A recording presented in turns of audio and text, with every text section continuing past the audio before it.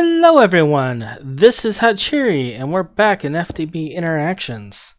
Now, this is going to be kind of a short episode. Basically what we're going to be doing is we are going to kind of go over what's been going on in the streams for a couple of days and just kind of catch everyone up. And the major thing going on is we have automated in a rather janky fashion tungsten. And essentially what we got going on is this crate is completely full of dark moon turf. We have a mechanical user placing it. We have a scanner here set to endstone, which is sending a signal down to a block breaker underneath this. And if you saw it right there, but it's the actual additions block breaker.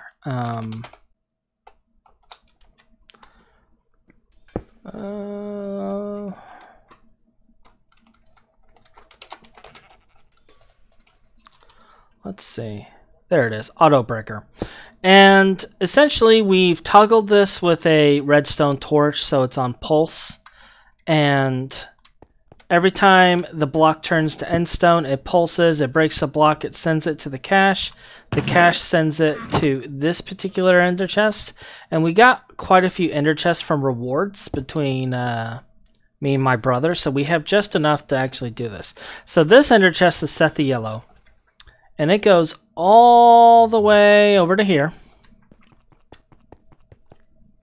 and connects to the infernal deglomerator, or whatever this is called. It basically breaks crap down. And as you see, it's completely full of endstone, and what's coming out of this is small piles of tungstate, which you can't really see right now because it's getting funneled into another part of the system. You get tiny piles of ender pearl dust, tiny piles of platinum, and sand. And this is just like an overflow in case there's something not part of this that I forgot, but that's here. The tungstenate is the small piles of tungstenate, which is a guarantee, is being sent to the center chest where we have set the orange. Now that ender chest is going to an EV packer, and it is set to configuration 2. Once it has 4 of these, it combines it to a single pile, and once 7 piles of tungstate get pulled in here, it is electrolyzed into tungsten dust and lithium. 2 piles of lithium, 1 tungsten. Okay. The lithium we have going into a cache right now. We're going to save that for later. The tungsten goes to this ender chest, which is set to blue. It's funneling it directly into the blast furnace, which takes it, sends it to the freezer, which then takes it and puts it in the cache, giving us beautiful tungsten ingots. And that's one of the major things that we got going on here. Okay. The second big thing that we've been working on is we do have parts for nano chips. Okay, so we got that going, and we have our EV assembler. That's the other big thing, is we have the EV assembler. So we have the EV electrolyzer and the assembler, so we can start making our logistics pipes and such, and we're going to start actually, or not logistics, but integrated dynamics and whatnot. So we're going to start building a lot of those parts and getting our system in. Now, how I'm powering this EV right now is I just have a 4x CEF and a Ender Spectre coil on it. So there's really only about 2 and a partial amps going through this. Actually, it might be 3 amps going through this, so it might be able to power all 3 of these at once, but not much more. There's not a whole lot of ways for me to do this right now. And looking at EV in general, we may be going to working on getting to the other planets, which means we're going to have to get the draconic fusion going. And that's probably what we're going to be working on. I'm going to do a lot of crafting and processing and such in the meantime. But I wanted to show you guys that we did get this done. We got this processing. This is going to be an automated process that runs for a while. All right. The other thing is we did make a whole bunch of motors. We got a lot of neodymium as well for making those parts. And we did some base building. It's not anywhere near complete yet. But on the bright side, you can actually see that a lot of work has gone on in the base. Okay. The other thing we've been working on is upgrading our rituals. We're going to actually finish some of these. Let me check if that's lit up. It is not because it's daytime. But we've been slowly but surely getting our stuff processed and upgraded with the Gelu enchant to increase its range. Now at this point, this ritual and that ritual over there are both Gelu. It's probably covering the entire base right now. Gelu makes it huge. Once we get this wall built, we're actually going to put them here. They're actually going to be on the wall itself. And that will allow people to kind of move freely. Now, as you see, I'm out here, a ways outside the base, and there are no spiders spawning. That ritual covers a huge range, and once I get it moved to about here, it'll cover a vast swath of the ocean as well. And I need to switch to my earplugs because sirens. So now looking at this, I had this going for a while. It looks like it finished. Now these ones will always be a little loose because it doesn't actually suck up the top ones for some blasted reason. I don't know why. But it did cover those three. We got two more over there to empty as far as oil is concerned. And let's see. We have this. Are there any sirens on this one? I'm not seeing them. They may have died. All right, cool. And we do have this setup, which appears... Okay, so the boss is there. I'm not seeing any others. I kind of wonder if my Gelu is actually reaching out here. Because we have spawners here. But, I'm not seeing them spawning anything.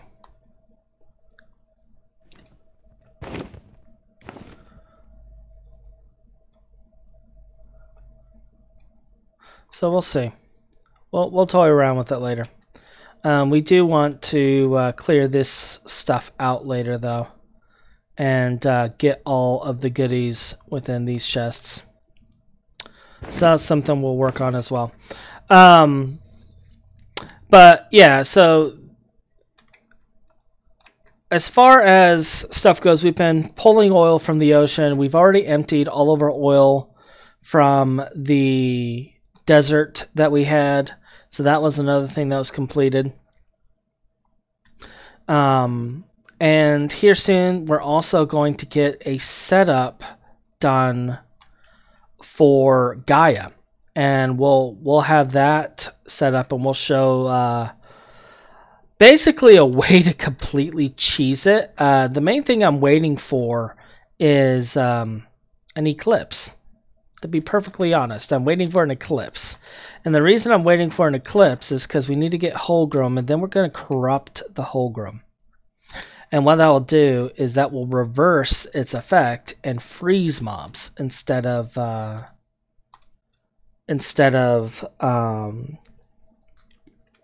speeding things up. It'll freeze them. and we can use that to basically freeze Gaia and make it to where it just stands there and gets beaten. So it's a really cheesy, hacky way of doing it, but hey, it works. So we'll do it. Other than that, we did get some antimatter going, and you know what? Let's go ahead and just show you how to make antimatter real fast, because this is one thing that puzzles a lot of people. And one of the things you're going to want to do, now I don't know how to fully automate it yet, I haven't figured that out, but what you are going to want to do is you're going to want to make a sigil of the storm, and basically it's a storm reagent and a reinforced slate, pretty low key for blood magic. The storm reagent, very basic stuff. The worst part is the gas tier, but by the time you're getting to this point, you should have a gas tier, at least one, and if not, get to the nether, get your gas tier, or better yet, do your deep mob learning and get it that way. So we're going to go to the void, and the reason I'm using the void is because if anything goes horribly wrong, it just dumps into the void. And as you see, I've already been doing things. Now what I did is I built like this little star thing with nether bricks, and because I didn't care if they disappeared. And all you do is you hit it with lightning and then bucket it up. And it's life essence. You just take life essence, hit it with lightning, bucket it up. Now, the lightning can hurt you, so you do need to be careful with that. But this is essentially how you get antimatter. You hit life essence with lightning, and that gives you the antimatter. And basically you'll use this same setup, because if you take a look, antimatter doesn't go through antimatter blocks. It just sits there.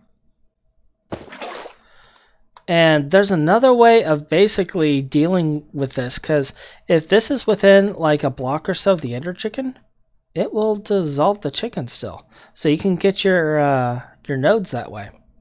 So there's just food for thought with that. And we'll use this antimatter for something real fast as well. Specifically, we're gonna make flux powder with it. Okay.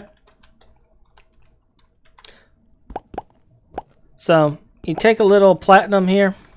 I need to process some because I'm running low. We're going to want some infinity dust, about 16 worth.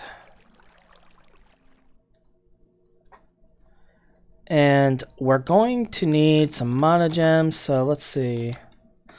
Let's just go to the cache and get that.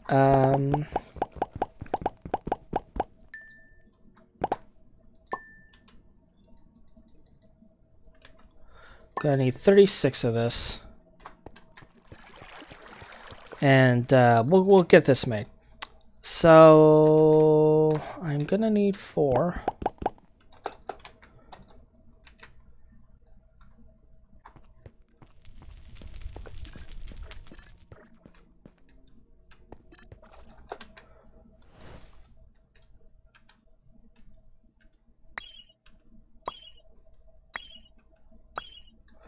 Alright, so there's our 4.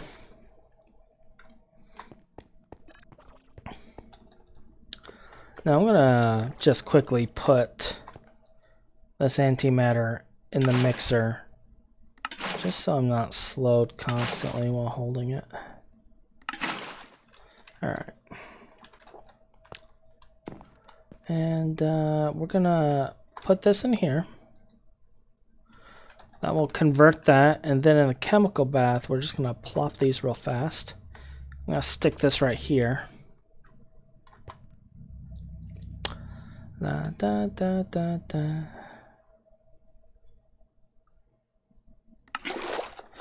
And what we're doing with the chemical bath is we're making the flux gems.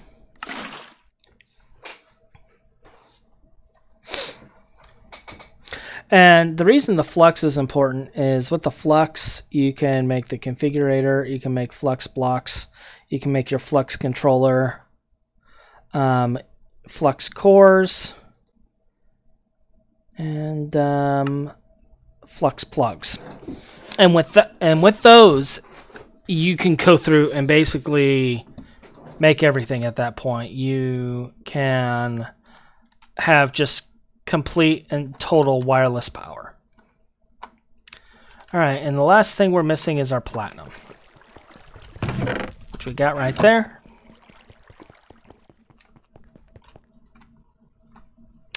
And that covers the other thing we crafted. And part of what I'm doing this for is 1, for wireless power, 2, to get the lattice chicken so we can get into AE.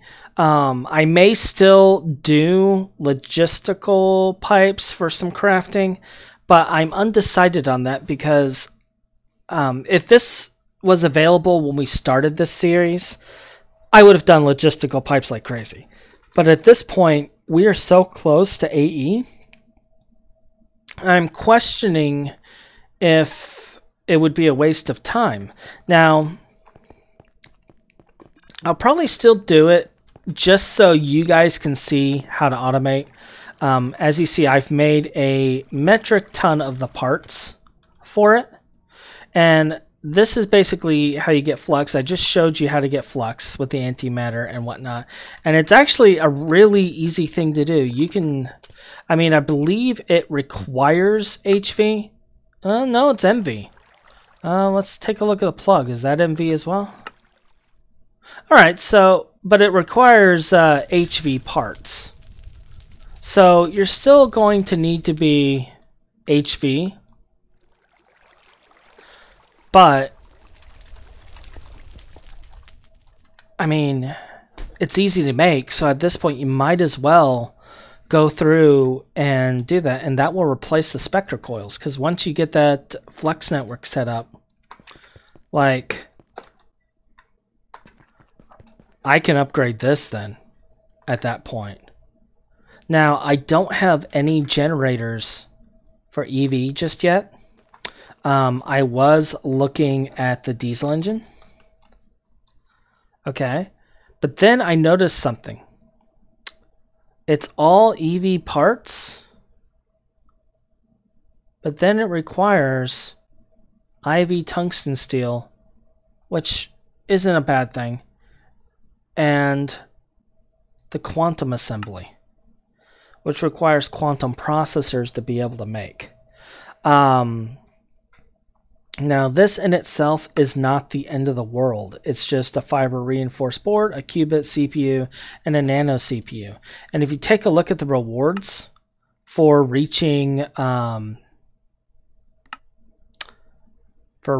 this, they give you qubit CPU and nano CPU wafers. So they give you what you need to make the quantum assembly. They're giving it to you. To make the qubit,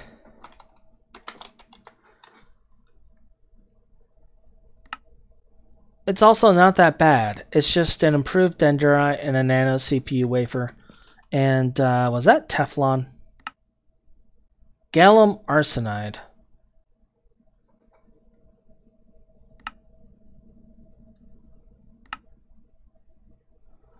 Alright, that's not bad. We got a ton of arsenic, so that's not bad. Like if I look in here, I have arsenic. Let me sort this. I got a bunch of arsenic right here. I can craft that right now. So that's not too bad. So we can still do this, and we'll still probably get that diesel engine going. And what we're going to do is we're going to get a couple of those diesel engines just pumping into the system. And that will hold us over.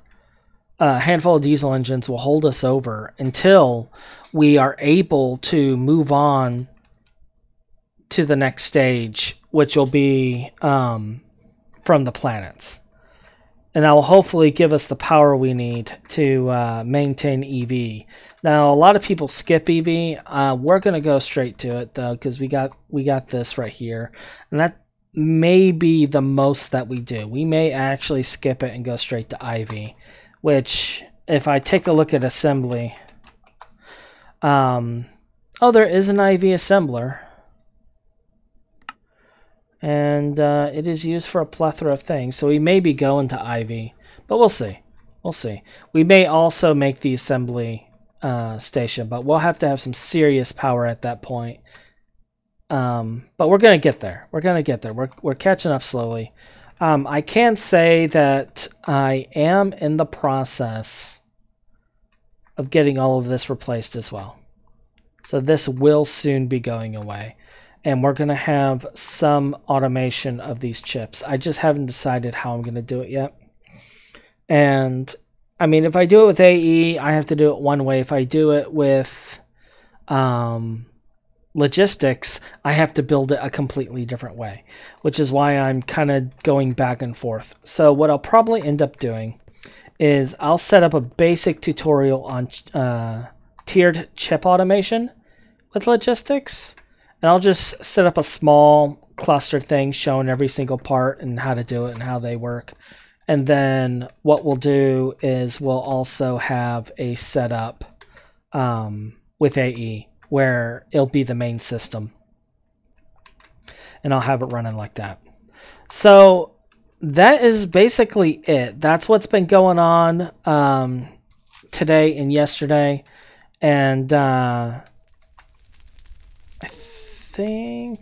oh, it's nighttime, so we can at least get the Gelu thing going.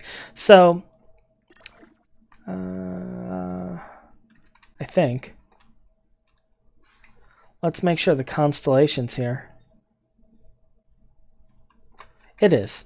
All right. So how these other faint constellations work is they basically buff a pre-attuned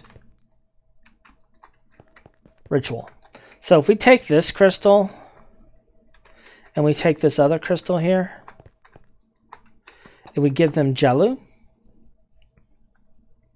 they will have an increased range but no loss of power for it because of the fact that their effect doesn't have a power rating. It's just range. So this is basically a free buff for Lucerna.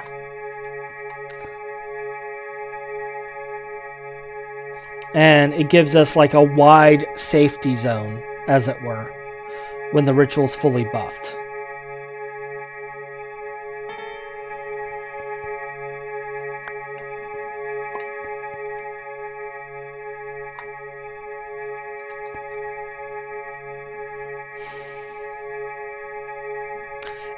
And the benefit of this? No more fracking spiders.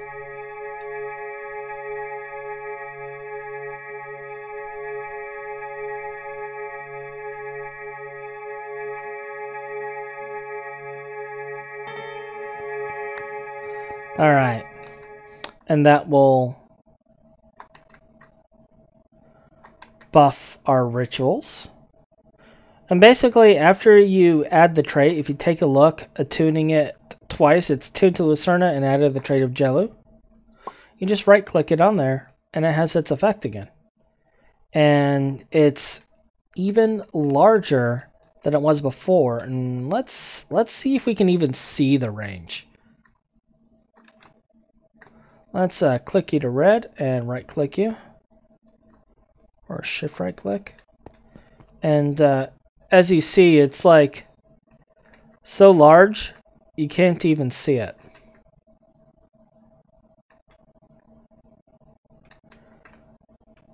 I mean, that it's at that point and we can't even see the circle. It's that large. And I can come all the way out here. I'm like hovering in the jungle. Still no mobs yet. The ritual's way over there. No mobs. Middle of the night. Now if I move a little further, still nothing.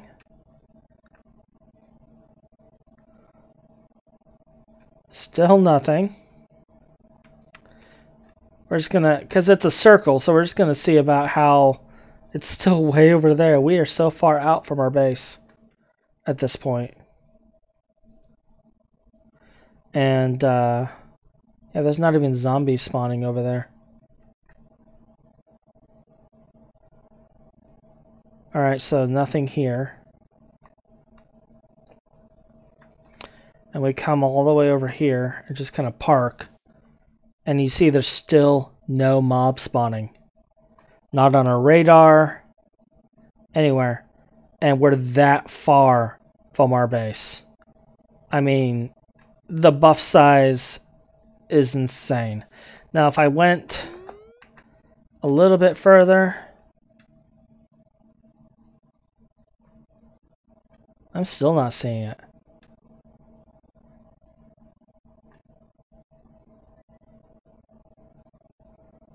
Yeah, there's like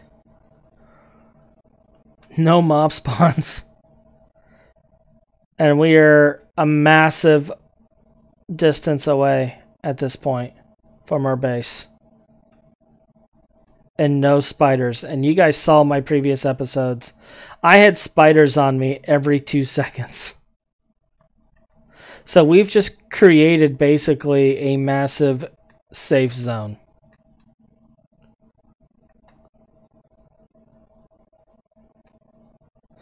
For our base with that.